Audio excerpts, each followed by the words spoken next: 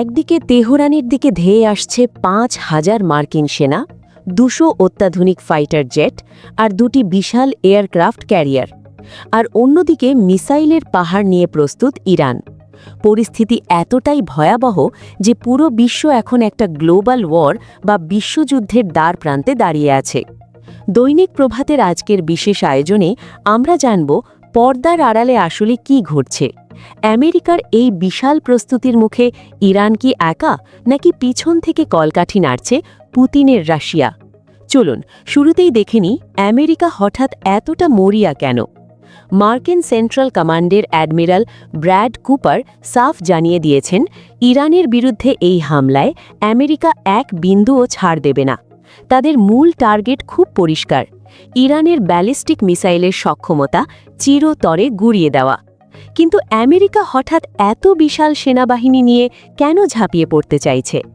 আসল কারণটা শুনলে আপনিও চমকে যাবেন, কারণ এই মিসাইলগুলো আসলে একটা অজুহাত মাত্র। মার্কিন প্রতিরক্ষা সচিব পিট হেগসেপ সম্প্রতি এক বিস্ফোরক তথ্য ফাঁস করেছেন। তিনি বলছেন, এই ব্যালিস্টিক মিসাইলগুলো মধ্যপ্রাচ্যে আমেরিকার জন্য সবচেয়ে বড় হুমকি তো বটেই, তবে এর চেয়েও বড় ভয়ঙ্কর সত্য হল ইরান এই মিসাইলগুলোকে একটা ঢাল বা বর্ম হিসেবে ব্যবহার করছে।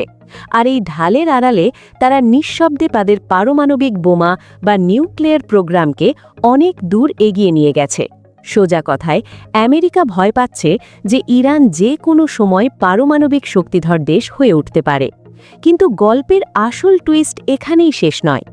আসল খেলা চলছে রাশিয়ার মাটিতে। মার্কিন প্রতিরক্ষা মন্ত্রী সাংবাদিকদের সামনে দাবি করেছেন, এই যুদ্ধে নাকি রাশিয়া বা চীনের তেমন কোনো ভূমিকা নেই। কিন্তু বিশ্ব রাজনীতির একটু খোঁজখবর যারা রাখেন তারা জানেন কথাটা ডাহা মিথ্যা। প্রশ্ন হল, আমেরিকা কেন রাশিয়ার নাম লুকাতে চাইছে? কারণ বাস্তব চিত্রটা আমেরিকার জন্য চরম অস্বস্তিকর। ইউক্রেন যুদ্ধে রাশিয়ার অন্যতম প্রধান হাতিয়ার ছিল ইরানের দেওয়া শাহেদ ড্রোন আর শর্ট রেঞ্জ ব্যালিস্টিক মিসাইল। সেই বন্ধুত্বের প্রতিদান এখন রাশিয়া দিচ্ছে। কিভাবে সাহায্য করছে রাশিয়া? শুনলে বুঝবেন, যুদ্ধটা আর শুধু আমেরিকার সাথে ইরানের নেই। খবর বেরিয়েছে, রাশিয়া এখন তাদের নিজস্ব স্যাটেলাইট ইমেজ এবং আমেরিকান সেনাদের লোকেশন দিয়ে ইরানকে সাহায্য করছে। শুধু তাই নয়, রাশিয়ার মাটিতেই এখন তৈরি হচ্ছে ইরানের নকশা করা ড্রোনের বিশাল কারখানা। অর্থাৎ প্রযুক্তি ইরানের, কিন্তু তা তৈরি হচ্ছে রাশিয়ার মাটিতে বসে। এটি এখন আর কোনো সাধারণ সংঘাত নেই, এটি রীতিমতো একটা বহুমাত্রিক যুদ্ধে রূপ নিয়েছে। এখন সবচেয়ে বড় প্রশ্ন হল, আমেরিকার এই বিশাল সামরিক মহড়া কি সত্যিই ইরানকে থামাতে পারবে, নাকি রাশিয়া ও চীনের পরোক্ষ মদদে পুরো মধ্যপ্রাচ্য একটা দীর্ঘমেয়াদী ধ্বংসযজ্ঞের দিকে পা বাড়াচ্ছে? আপনাদের কি মনে হয়, তৃতীয় বিশ্বযুদ্ধ কি সময়ের ব্যাপার মাত্র? কমেন্ট বক্সে অবশ্যই আপনাদের মতামত জানাবেন। আর দেশ ও বিদেশের এমন সব গুরুত্বপূর্ণ খবরের ভেতরের খবর সহজ ভাষায় জানতে সাবস্ক্রাইব করুন আমাদের চ্যানেল।